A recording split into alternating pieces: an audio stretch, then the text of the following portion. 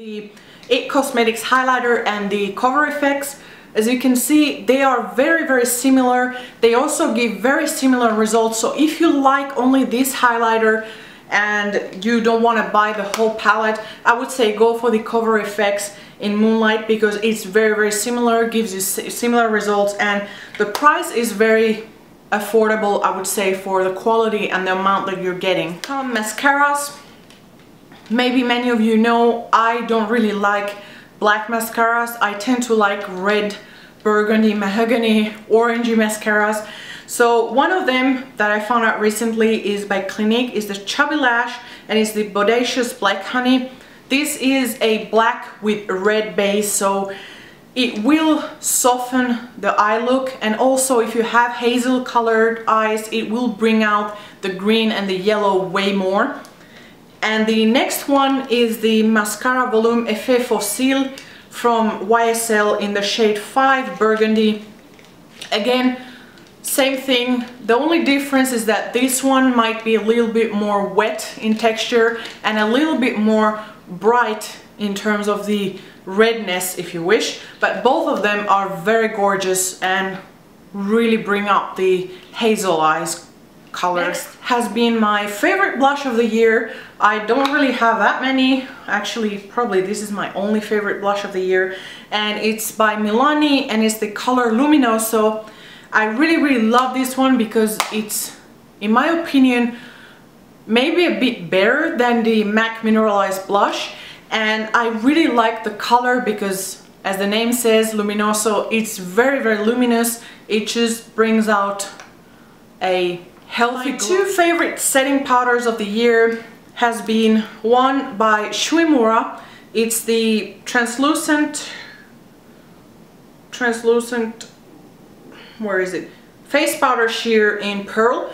This has slightly shimmery thingies going on, but it will give you a very beautiful glow. It's very similar to the La Mer translucent powder. If you've seen the La Mer one, it has some kind of shimmery particles, but once you apply it on your face, it looks just like it has created a filter on your skin, like a soft focus filter.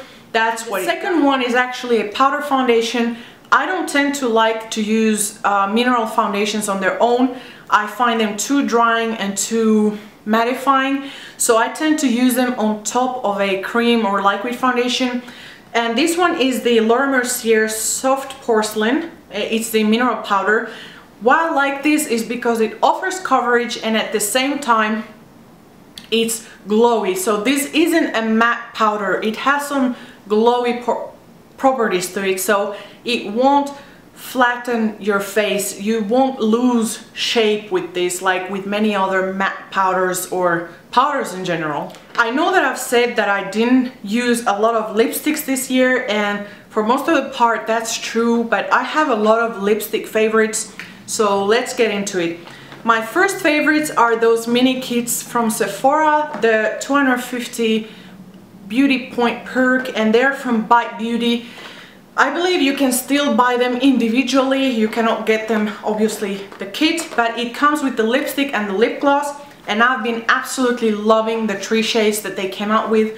The first one is Coeur Royale. It's a, how would I say? It's a plumish, I would say a dark, bright plum color.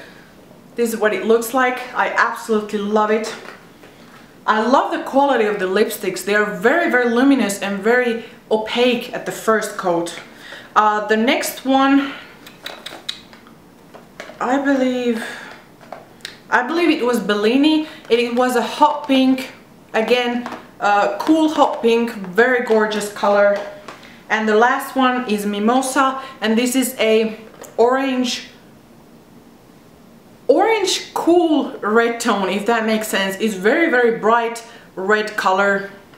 As the packaging, as you can see by the packaging, I really like it. Another one, which probably if someone would ask me in which brand they should splurge for a red lipstick, I would say for the Giorgio Armani Lip Maestros. You can't beat the texture and the color luminosity and the how the purity of the color, they just have done an amazing job, because their actual lipsticks are encapsulated in silicone, so the pigment is encapsulated in transparent silicone, therefore the color is much more bright and vibrant, and I don't know how to explain it, you have to try them.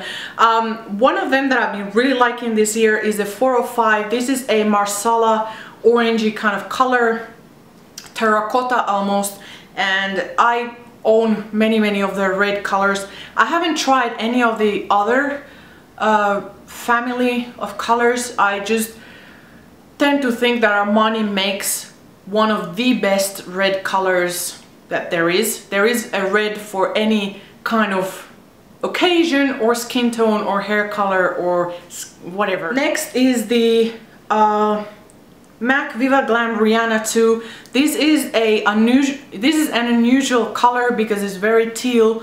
No, not very teal. It's very steel color.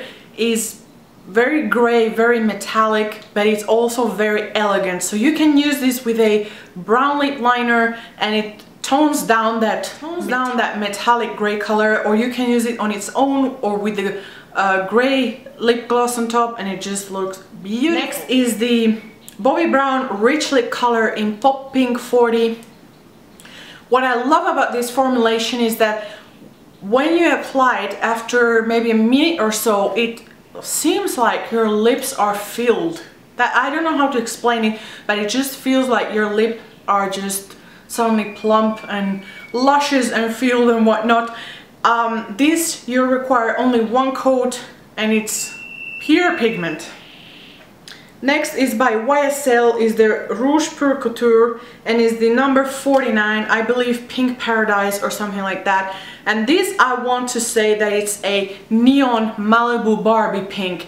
If you like the MAC Saint Germain but it's too pastel, it washes you off too much, try this color because it's very bright, very Barbie, very Wild Fox couture, that kind of look. And finally, Too Faced melted lipstick.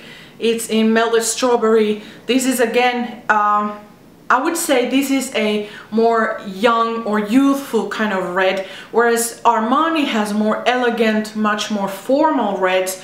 This is a more playful red. So this is a red that you would wear if you just want to, I don't know, go out and shopping or go out and eat somewhere, but not really very fancy or very formal. You just want something very spring kind of weather, because it's very bright and almost, I would say it's a bubblegum red, if that makes sense. Probably. And now we've reached almost the end. I'm finishing off with some brushes. They're all by IT Cosmetics. I absolutely love their contouring kit. It comes with a very slim contouring brush. If you've been on the fence of getting the one from NARS but don't want to splurge that much, then maybe you should consider getting the IT Cosmetics contouring brush kit. It comes with that one, and it comes with a dual brush. I use the small side to blend out concealers and the larger side to set the concealers or add highlighters or whatnot. Then their number 6 Heavenly Luxe Flat Top Buffing Foundation Brush. It's heavenly. It's an amazing foundation brush. Definitely worth the price. And finally, their number 114 Airbrush Essential Bronzer. This is a very dense, very thick bronzing brush. I use it to buff some powders or buff some contours or buff some bronzers, something like that. I definitely find the IT Cosmetics brushes to be very good. If you like the Real Techniques but want something more dense, something higher quality, something that it feels more substantial, then I would recommend checking the IT Cosmetics brushes. So anyways, that has been it for my 2015 favorites. Let me know in the comments down below what are your favorites. I'm very, very interested in reading out all the comments, and let me know what have been your highlights of 2015 and what are you wishing for 2016. What are your, put me your top 3 goals. I'm really curious to know what you would like to achieve this year.